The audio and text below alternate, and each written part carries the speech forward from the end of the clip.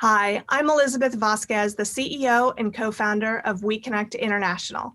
I want to thank the UN Global Compact for this opportunity to discuss the impact of COVID-19 on gender-inclusive sourcing. This is a wonderful opportunity to hear directly from a woman-owned business and corporate buyers on how women business owners have pivoted, sustained, and some of them even grown during COVID with the help of corporate champions. The woman-owned business, Akansha Bhargava, the CEO of PM Relocations, is with us today, along with Peter Zerp, Supplier Inclusion and Diversity Program Lead of Accenture, and Lisa Schiffman, Global Director and EY Entrepreneurial Winning Women Program Director for Ernst & Young EY. We are so excited to have all of you sharing your stories of challenges and thriving by innovating and being more inclusive in your business practices. And we want others to understand why you do that and how you do that, especially during a global pandemic. So let me first start with you. Akansha, please tell us about your business. How did you become the CEO and owner of your company? So I'm part of the wonderful global mobility industry, which looks after people moving overseas across the globe within different countries, continents, cities. So basically unsettling people and then settling them back. And but of course, this pandemic hit us really badly because, of course, travel, transfers, moving to another continent, country, city was just all put on hold. People overnight did not know whether they were really part of that country anymore. Their visas were just, surrendered and they had to leave the country. So it was crazy. And going back to how I started, so I literally grew up in this business because my dad started the company when I was 6 months old. So, he always said that he had two babies. One was his organization and one was me. And I automatically took a liking to what he did. I always saw people moving, seeing cartons, surveys. So I knew the entire conversation around the whole idea of relocations. And, typically in India, women are sort of, married early and they are supposed to be, getting into a sort of conventional businesses, and relocation and mobility and logistics was just so unheard. And even today, when I say I'm part of global mobility, I still get questions like, is it a courier business? Is it logistics? Is it transport and all of that? So it was not something which was very common for people to do. And hence the expectations were really not there if I would want to join the business. But I think I always belonged here. It's been 14 years now. My dad and my mom gave me a complete free hand in, learning, growing. And when I started, we were about 30 people in the organization. And today we are close to 555 people in the organization and continuously growing. So I think we've done a good job. We've come really far from, growing, evolving, learning, trying to understand how we can do better. And in 2013, he thought I was capable to look after the business, and he made me the CEO of the company. And so it's been a great journey being, and sometimes people say that relocation is not really a woman's zone. It's a very male dominated industry and business, but I believe a woman is so close to her home that she is, it really belongs to the women, the entire move process. So I'm totally in the right space. But yes, you don't find many. My entire crew, my packers, my drivers, my supervisors are all fine gentlemen. I have a wonderful team that has mostly men members. I find myself in rooms which are just men and then me, but I love what I do. So I'm glad I'm here. Thank you, Akansha. That is very inspiring. And to go from 30 to over 500 employees is incredible. You should be very, very proud of that.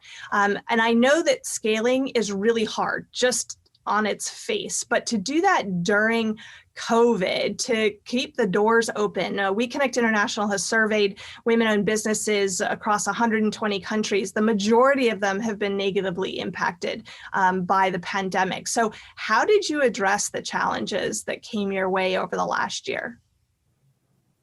Well, I think like everybody else, COVID hit everybody very hard, unexpected, unknowingly. We were all planning our lives differently, and then suddenly everything changes.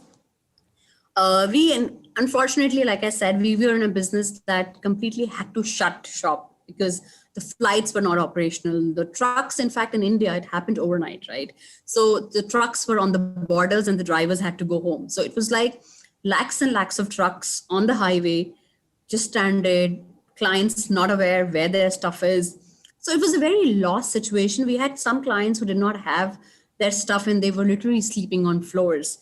Because the moving services in India was not really classified as the essential service. And I can't really blame anybody. Like nobody was prepared for this kind of a situation, and everybody wanted to protect, whatever they could be protected. So we had clients who had left overnight and the stuff was lying in India. So obviously with time, we had never imagined a situation where you would pack somebody's house without them being in the house.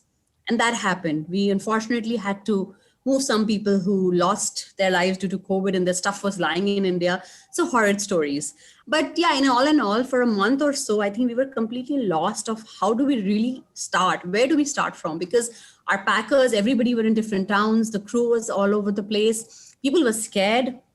India really had like lakhs of cases a day at times. And then obviously the relocation and the mobility business was completely stopped. Corporates were just not moving.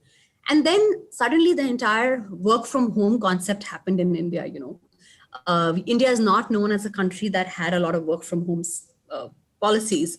And the corporates were also not prepared for their employees being in different cities and small towns and getting them to work. So the business continuity demanded the desktops to be delivered at homes. And I think we were pretty aggressive about it. We wanted to really fight back and find business. And then this opportunity stuck to us that, we have to diversify. So I think survival of the fittest is what really everybody had to do. We found our clients, and I'm so glad that Accenture and E&Y welcomed us with open arms, and they said, listen, this is what we need you to do. And this is the timeline. Yes, it was tough, but I think everybody was on it. Their logistics team, our team, everybody wanted to make it happen. So that was so positive. And that I think motivated all of us so much that, there is business there. There is a requirement that has really come up. So I think for any business, be it women, men, I don't want to classify that, but I think all of us had to find ways of sustaining. And we were very glad that we didn't have to fire anybody. We didn't really have to cut scales. We just had to go out there and find business. So when you're really desperate, you find things going for you. You really have to go out there and be positive and look for opportunities, and they'll always be there. But for so many women business owners, it's really hard to find an Accenture or an EY. How did you do that? And how did they find you? I think for any business owner, networking relationship is so important. You never know who you meet today and what works tomorrow. I have been knocking doors of a lot of corporates for years, and that's the only reason we've grown, because someday someone realized or opened their doors to us and said, okay, we want to give you a chance. And then you work on that opportunity. So Accenture was definitely one company that I've been trying since 2012. But the fact that during this period, they actually looked out and said, listen, we have a women-owned business. They've been trying for so long. We have a requirement. We may not get them on board for our regular work, but let us give this a shot. And they did not really care that it was a woman, because at the end of the day, people, it's just natural that during the pandemic, it's been a little harder for women. I would just have to take that away from men a little bit because, women have children, family, husbands to take care of. I have a 2-year-old daughter. So obviously people believe that maybe a vendor will not be as productive because they have multiple responsibilities. But Accenture was like, we want to give you a chance. This is what you need to do. And and so was EY. We had met them at the WEConnect event, and I had been in touch constantly trying to, make things happen. And I understand when they don't have opportunity, they don't have opportunity. And they should not be giving me business because I'm a woman-owned business. I really want to get my business on merit. So I'm sure there are many suppliers who keep trying. So they need to be fair to everybody. And but when it mattered, they really gave us an opportunity. And they had multiple suppliers, and they said, whoever does the best job will obviously take the bigger pie. And I'm so proud that my team did take that bigger pie, and we were pretty much on it. So thank you so much. Can't really tell you what it means to us. Well, congratulations. And I would love to hear from Lisa and Peter a bit about your background and, why are you so passionate about women's economic empowerment and gender inclusive sourcing? What does that matter to your business?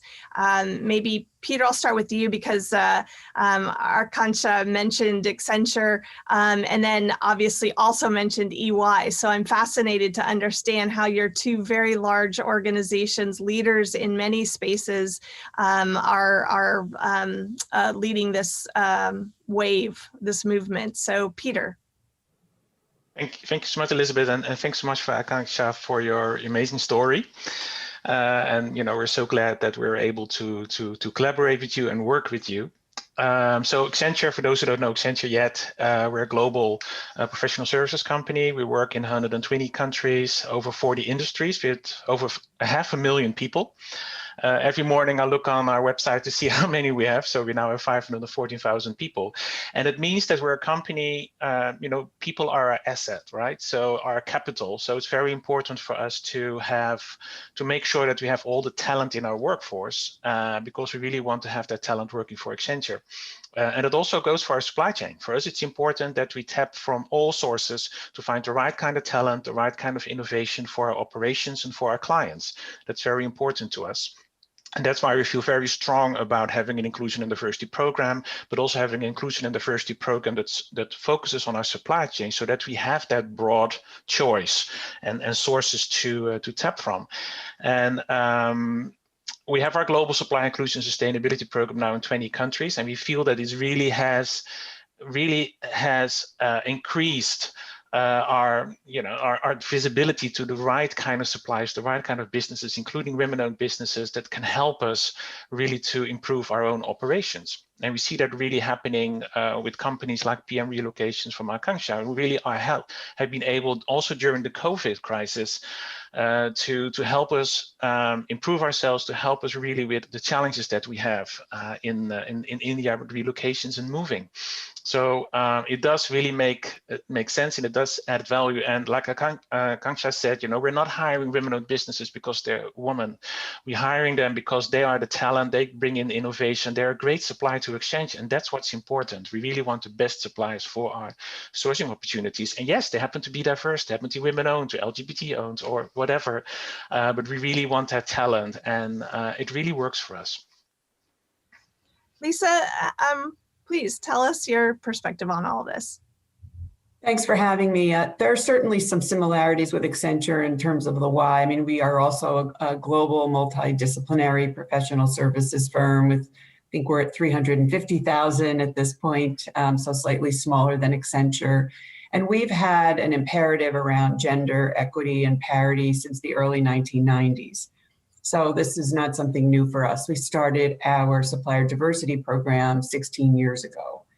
Our mission in the world as an organization is to build a better working world. And when you think about what that means, it's an internal imperative, but it's also an external imperative. So who are we in the world? What's our culture? What is our objective? How do we work with others? That's an internal question and an external question. And so within the firm, we really have an imperative around creating a culture of belonging. Well, that's also true externally because we know that women have been underserved historically in the working world. So have minorities if we think about US, Black, and Latinx. So our mission in supplier diversity is really to try to right that ship, if you will, and build those bridges, create opportunity for those who may not naturally receive it. And, this program is multifaceted. As I said before, it's global. It includes impact programs that are meant to provide education and resources. It includes a sustainability focus. And it also, we measure our success. So I can tell you that between 2017 and 2020, we did $327 million worth of business globally with WBEs, and that well exceeded our target of 100 million. And that happens because our people are focused on, creating opportunity and building bridges for businesses like Ankar's. Wow, that's really impressive, Lisa. And Peter, I'm curious, how do you do this? I mean, is it super easy to find these diverse suppliers? I'm asking because in the procurement space, historically, it's been about consolidation, right? Having very few suppliers. But COVID, I think, proved the riskiness of having a reliance on only a few suppliers. And so how did you diversify your options or leverage the investments you've made in diversifying your options at Accenture? Sure, Elizabeth. So luckily we have a CPO that has a certain vision about that procurement means a lot more than consolidation and just saving money. And that's why he changed the name from procurement at Accenture to Procurement Plus, because he really wants our procurement functionality to be an added value to our business and to our operations. And that's exactly how our program comes in, because we bring that added value, because we help our procurement people, our stakeholders, our Accenture business to find the right kind of innovations within our supply chain and within our value chain. So we really see that that's important to Accenture, and especially in this crisis, like you say, it really proves that sourcing local, sourcing from smaller businesses, sourcing really look beyond what's out there, what you already have, is really making a difference, and making a difference in making your company more resilient. But not just that, it's also, like I said earlier, we're serving clients in 120 countries. That's 120 markets. That's 120 economies that need to be sustainable, that need to be inclusive, that we need to also care for, because, yes, we're a company that focuses on shareholder value, but we also want to make a social impact to the economies that we operate in, because we feel that responsibility for ourselves, for our employees, for our clients, and for the people that that we work with. So it's important that we invest back in that, in those economies. So that's how we see that our supply chain also can add value to that objective. And of course, how do we find those diverse businesses? How do we find those women-owned businesses? Well, we're one of the co-founders of WEConnect International, because we see that having such a business network, a global business network, helps us to create visibility of the kind of businesses that are out there. They help us to connect those businesses with our sourcing opportunities and make it easier for procurement people and our stakeholders to actually find them, right? You can't Google diverse businesses. You need that network, you need the expertise also locally. And that's why I love it that WeConnect has so many people also in local markets to help us, because you need those local people also to help us understand the market, help us understand what the suppliers need, help us understand the language and the culture, so that we can really create that success and increase the number of suppliers like Akanksha that we have today. That's wonderful. And sorry, one thing I wanted to mention is also that we have our mentoring and training program, because hiring and finding diverse businesses and women-owned businesses is not enough. We also need to help them to be successful, not just in winning a contract with Accenture, but also sustaining a long-term relationship with us. And we're not easy. We're a complex organization with complex processes, with tendering and supplier relationship management. So we also want to make sure that they understand what it means to supply to us, so that they know and are prepared for that, so that they know what to do when they work with us, because it also is in our interest. And when we hire a supplier, it is not for 3 months, it's for 10 years or 15 years. As far as I'm concerned, if it's successful. So we have that mentoring and training program really designed to help them be ready for that, not just also on a procurement standpoint, but also helping them to grow their business, because we have over 500,000 people at Accenture that help our clients with their expertise. We also want to offer that to the diverse suppliers, so to make sure that they really can grow and be a good supplier to us and to the others. I love how you explain, Peter, that you're not just leveraging your purchasing power, which is a significant commitment. I think it's one of the most important ways we can measure a corporation's or an organization's commitment to impact is how they spend their money. It actually says a lot about what you truly value. So I love that not only are you leveraging your purchasing power, but you're also investing in those diverse suppliers, finding them, but developing their capacity to be competitive and to add value. So I know that, Lisa, EY also makes significant investments, not only leveraging your purchasing power, but in finding and helping women in businesses and other diverse suppliers grow. What are some of the challenges that you've seen diverse suppliers have in getting into these value chains, especially as it relates to women in businesses, and how is EY helping? Yeah, I would say that for many underserved entrepreneurs, whether they're women or minorities in their own countries, it's really a question of access and opportunity. One of the things that we recommend to women-owned businesses when we find them when they're young companies is to consider, over a period of time as you work to scale the business, how to replace yourself as the chief operator. Because one of the impediments is if you're focused inward in the business and you're actually operating a lot of the levers, you don't have time or space to work on the business and to look out and beyond what you're presently doing to plot your path to growth. We've been working specifically with entrepreneurs across the world since the mid-'80s. That's a market focus for us. And we've had a program for women entrepreneurs called Entrepreneurial Winning Women. We've been in the market since 2008. Today, there are about 750 participants across 48 countries on every continent. So we have a really kind of big vista on some of the issues they face. And it really always comes down to access and opportunity. The other thing I would say is many times they're not thinking big enough because they haven't necessarily had the role models that demonstrate to them what's possible. It's hard to be it if you can't see it. Once you see it and once you have a peer community of people who look like you and are on the same journey, you have an easier time imagining yourself taking those bold steps. And then supplier diversity programs and programs like Entrepreneurial Winning Women connect those ambitious entrepreneurs with the resources, the educational opportunities, the ecosystems they need to find the opportunities and then take full advantage of them. I mean, to me, it's kind of funny to me that, we still have these conversations. Women are half the population.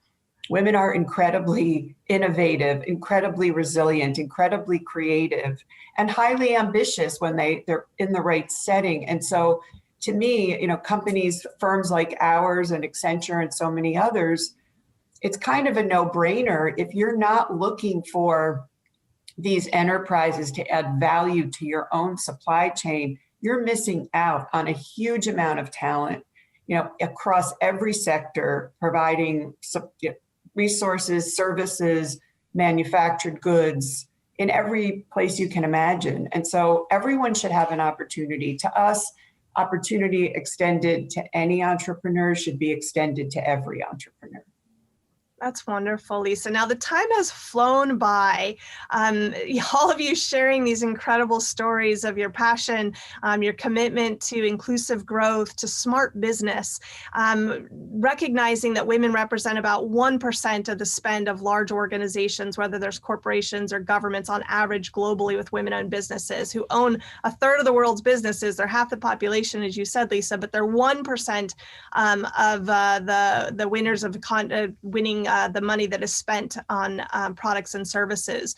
So that's a massive market failure. And in 1 minute or less, I would love to ask each of you, what advice would you give? Maybe I'll start with you, Akansha. What's one piece of advice you can offer to other women business owners who are dealing with these business challenges, especially with the impact of COVID-19? What step could they take to try to thrive in this current environment? I'll take a cue from what Lisa said, that sometimes women don't see it and they believe that it cannot happen. So I think it's very important to have that self-belief, because yes, there are many stories out there of fine gentlemen, achievers who've achieved and done a lot, but maybe there are very less women stories. And that's the real fun, right? To make those stories, to make it happen. So I think if you have that determination and that madness, and you love what you do, you will find that way. You have to be a little patient. There will be people who would tell you that you may not be the right person to do it. You know, you have a responsibility at home. You're going to have a baby. You have children to take care of. But it's only your heart that really knows what you can achieve. There are really no barriers out there. We have to really figure out what our heart truly wants. So I think, yes, if you love what you do and you have a real great idea out there, you will find your way. Just believe in that vision that it will happen. It's got its own pace, but keep at it. You have to keep at it. I love it. And you're a living example of what can happen when you keep at it and stay focused. So Lisa, what advice could you offer to corporations that are interested in global gender inclusive sourcing? How can they support these women-owned businesses through these challenging times? Well, I think you have to ask yourself, if you're not doing business with half the population, what are you missing out on, right? And then you have to create real programs, real resources that are designed not only to find them, but also to support them. As we have said, building capacity is important for any business. And for those that haven't had as much opportunity, understanding how to grow and to scale is a really important part of success. Because as these opportunities arise, if you're not in a position to take advantage of them, it's almost like you weren't given the opportunity in the first place. So I think it's, look inward and ask yourselves, what am I missing? And then take the steps to build the bridges to find great entrepreneurs and give them opportunities to be part of your supply chain. That's very helpful advice. Thank you, Lisa. And Peter, as someone who's sort of been there, done that, what from your own experience could you recommend to corporations that are seeking to be more inclusive in their sourcing practices? Well, I wanted to start with pick up the phone and call Elizabeth Vasquez and join WEConnect International. That's a good start for sure. And furthermore, if you're a global company and you're in procurement, you kind of know what your footprint is, right? You know where you are, in which countries, which markets you operate. Figure that out and start there. Figure out, where is my supply chain? Where do I spend the most? Where are my sourcing categories? Where's the low-hanging fruit? And just try to create that information, that data, so that can help you to create a baseline and say, okay, these are the categories, these are the markets that I need to focus on. Make sure that you have leadership engagement. We're very fortunate to have Julie Sweet as our CEO, who's really focused on sustainability and inclusion and equality. Also, our CPO, who's based in Frankfurt, really wants this to be part of his procurement function. So that really helps, that leadership engagement top down. You need your champions on the ground. So you need your procurement people and internal stakeholders. Make sure that you have all those teams together, because they can really help you to grow the program in your countries. And work with the business networks like yourself, WEConnect International, how I started. And quickly, for the women-owned businesses, thing you can do today is register with WEConnect International as well, because that's free of charge.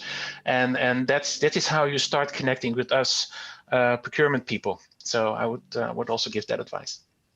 Thank you, Peter. I think all of you are shining examples of the art of the possible.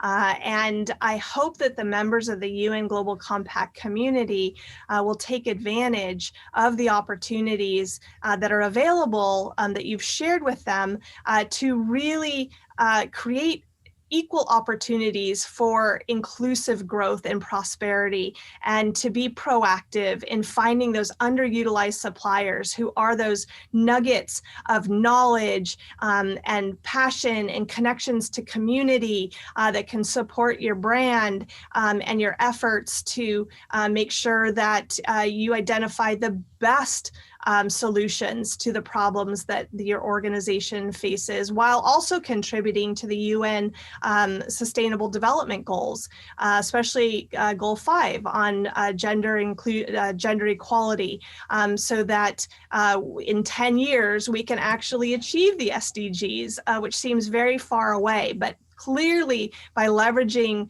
the purchasing power within the UN Global Compact community, we can go a long way towards achieving those goals, including poverty alleviation and more sustainable ways of doing business. So thank you all for being a part of this. Thank you to the Global Compact for their leadership in all of this. Together, I know we can make a measurable difference.